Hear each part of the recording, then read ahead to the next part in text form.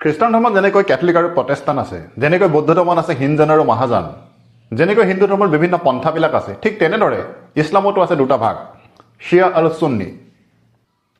632 চনত হজৰত মহম্মদৰ মৃত্যুৰ ঠিক লগে লগে তেওঁৰ অনুগামীসকলৰ মাজত এটা প্ৰশ্ন উঠিল, মহম্মদৰ অনুপস্থিতিত এতিয়া তেওঁলোকৰ নেতা হ'ব কোন?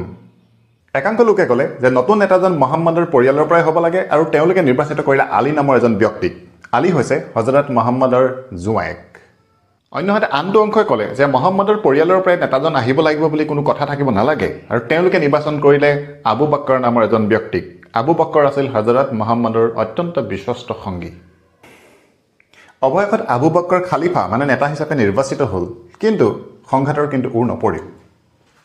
ইছলামৰ নেতৃত্বকেন্দ্ৰিক এই সংঘাতৰ চূড়ান্ত ৰূপ আছিল 680 খ্ৰীষ্টাব্দৰ কাৰবালা যুদ্ধ। এই যুদ্ধত হজৰত মহম্মদৰ নাতি আৰু আলীৰ পুত্ৰ হুছেইন নিহত হয়। পিছলৈ গৈ আলীৰ সমৰ্থকসকলে নাম পালে শিয়া আৰু আনটো দলে মানে আবু বকৰৰ সমৰ্থকসকলে নাম পালে সুন্নী। বৰ্তমান পৃথিৱীত প্ৰায় 200 কোটি ইছলামধৰ্মী লোক আছে আৰু তেওঁলোকৰ 85% হৈছে সুন্নী। পৃথিৱীত যিমানকেইখন ইছলামিক ৰাষ্ট্ৰ আছে তাৰ বেছিভাগতে সুন্নীসকল সংখ্যাগৰিষ্ঠ। অন্যহাতে শিয়া সংখ্যাগৰিষ্ঠ দেশ আছে পৃথিৱীত 4খন, ইৰাক, ইৰাণ, আজাৰবাইজান আৰু বাহৰেইন।